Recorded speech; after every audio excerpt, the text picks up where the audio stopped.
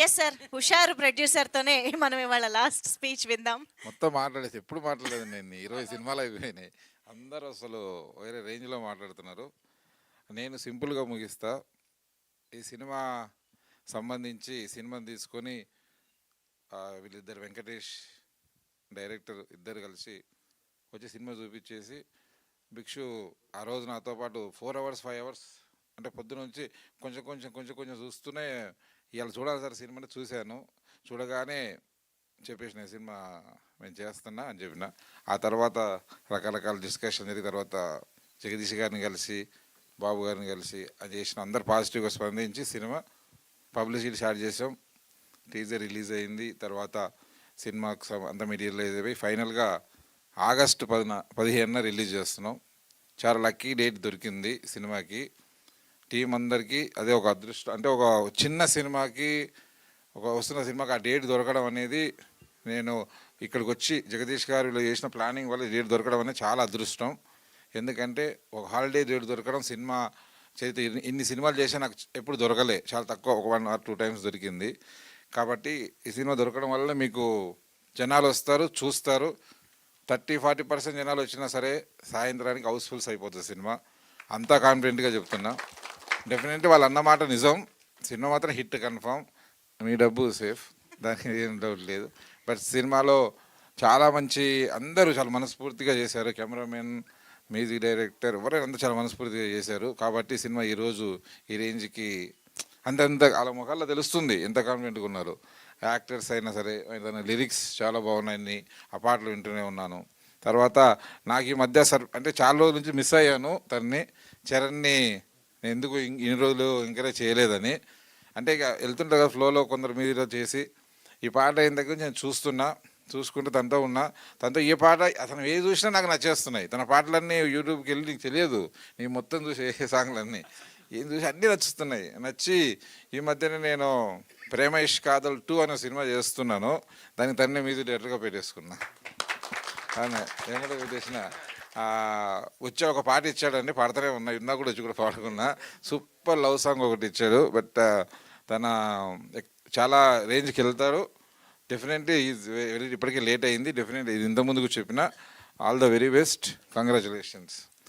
And Bhikshu అన్నారు కదా, భిక్షు ఈయన గుర్తుపెట్టుకొని ఇందాకనే పైనుంచి చూసిన కింద చెప్పాను, మనలో ఎవరో పైన రిపోర్టర్ని చెప్పా, ఇండస్ట్రీలో కొన్ని రోజుల తర్వాత కొన్ని అరాచకాలు చేస్తాడు. అంటే పాజిటివ్ అరాచకాలు.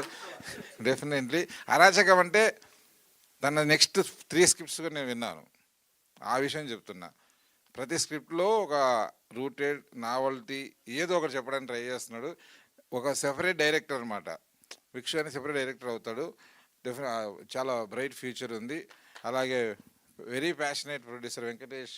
తన మీద నేను జాలిపడ కూడా అనొద్దు, బట్ ఎందుకో బాధ చేస్తూ ఉంటుంది అనగానే. కానీ ఎంత ప్యాషనేట్గా అంటే 3 ఏళ్ళ కింద సినిమా తీసుకొచ్చి ఇదే ఇక్కడ చూపించేసి ఆ సినిమా బాగాలేదా క్లైమాక్స్ అని నేను చెప్తే అది పక్కన పెట్టి వీళ్ళిద్దరు కలిసి మళ్ళీ ఇంకో సినిమా తీసుకొని డైరెక్ట్ మళ్ళీ ల్యాప్టాప్లో పెట్టుకుని నా దగ్గరకు వచ్చారు.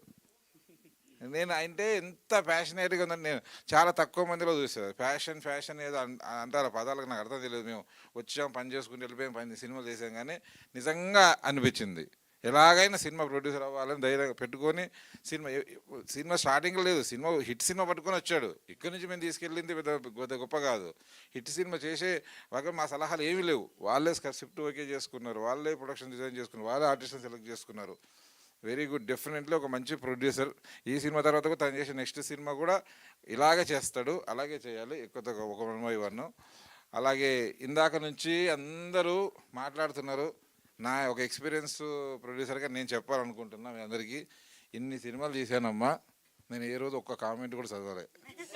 ఓకే, ఎందుకు చదవాలి కామెంట్లు, ఎందుకు బాధపడుతున్నారు, ఎందుకు చేస్తున్నారు నాకు అర్థం కావట్లేదు ఇప్పటికీ. నేను ఎవరు బలవంతం చదవమన్నారా? నీకు ఒకటే చెప్తున్నా, నువ్వు అసలు చదవక తనకి వెళ్ళకు, అప్పుడు తెలియదు కదా. ఎవరు చెప్పారు? మన పని మనం చేసుకుంటూ వెళ్ళిపోదాం. నువ్వు ఎందుకు చేస్తున్నావు నీకు తెలుసు. ఈరోజు అది ఒకటే దానికి. ఎందుకంటే వాళ్ళందరినీ ఎందుకు రిక్వెస్ట్ చేసుకోవాలి? ఎందుకు ఆగుతారు వాళ్ళు ఇలా 100 మంది ఆగితే ఇంకో 100 మంది వస్తారు. కాబట్టి మన పని మనం చేసుకుంటూ వెళ్ళాలి. మన ట్రైలర్ వేసామా, అయిపోయింది. ఎన్ని వ్యూస్, ఓకే అయిపోయింది, ఓకే. ఎంతమంది వచ్చారు, అయిపోయింది. సాంగ్ వేసామా, మాట్లాడామా, అయిపోయింది. అట్లా కామెంట్లని వాటిని పట్టించుకుంటూ మనం బాధపడుతూ డిప్రెస్ అవుతూ not only film people, common people కూడా, మా ఇంట్లో పిల్లలు కూడా చెప్తాను, మీరు పెట్టకండి ఫోటో పెడతారు, ఎవరు ఫోటో పెట్టేయాల్సింది, ఎవరు చూశారు, ఎన్ని లైక్స్ వచ్చినాయి, అది వద్దే వద్దు. మీరు అన్నది పెట్టేసేయండి, వాళ్ళ ఇష్టం, ఎవరైనా నెగిటివ్ పాజిటివ్ అన్నీ వస్తూ ఉంటాయి. ఇప్పుడు నేను అంటాను, నా సినిమా తీసేటప్పుడు కథ అనుకునేటప్పుడు నా టార్గెట్ పక్క ఆఫీస్ వాళ్ళు ఏమనుకుంటున్నారు, ఫిలిం నగర్లు ఎవరేమనుకున్నారో తెలియదు. నా టార్గెట్ అంతా ఆడియన్స్, వాళ్ళ దగ్గర డబ్బులు వసూలు చేయాలి, వాళ్ళు వచ్చి టైం కేటాయించి నాకు సినిమా చూడాలి అనే టార్గెట్ వాళ్ళ మీదనే ఉంటుంది. వాళ్ళందరూ వస్తున్నారు, సినిమా చూస్తున్నారు, చూశారు, హిట్ అయినాయి.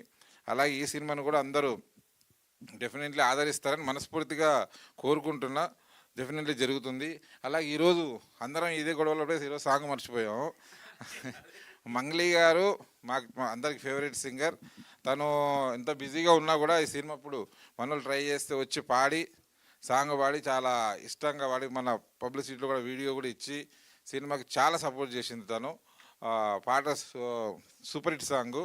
చరణ్ తను పాట చేసిన తర్వాత తన దగ్గరుండి పిక్చరైజేషను, ఇలా సాంగ్ ఇలా ఉండాలి, ఇలాంటి పిక్చరైజేషను, కొరియోగ్రాఫర్ అంతా చాలా బాగా వచ్చింది ఆ సాంగు. కాబట్టి ఆ సాంగ్ మీరందరూ ఆదరించాలని కోరుకుంటూ ఈ సాంగ్ హిట్ అవుతుంది. నెక్స్ట్ వచ్చే సినిమా నుంచి వచ్చే అన్ని అవుట్లు బాగుంటాయి. ఆగస్టు 15న రిలీజ్ అవుతున్న ఈ సినిమాని మీడియా మిత్రులు ఫుల్గా సపోర్ట్ చేస్తారు. అలాగే మిగతా ప్రేక్షకులు సపోర్ట్ చేసి విజయం సాధించాల్సిందిగా కోరుతున్నా. Thank you sir. మీరు అన్నది 100% కరెక్ట్. ఇప్పుడు రకరకాల ఎమోషన్స్ వచ్చాయి ఈ స్టేజ్ పైన. సో సాంగ్ వైబ్ మాత్రం ఇంకా మనం గుర్తుపెట్టుకుని ఇక్కడ నుంచి వెళ్ళాలి కాబట్టి మా హుషార్ పిట్టలు ఇద్దరు ముందుకు వచ్చేస్తే మేము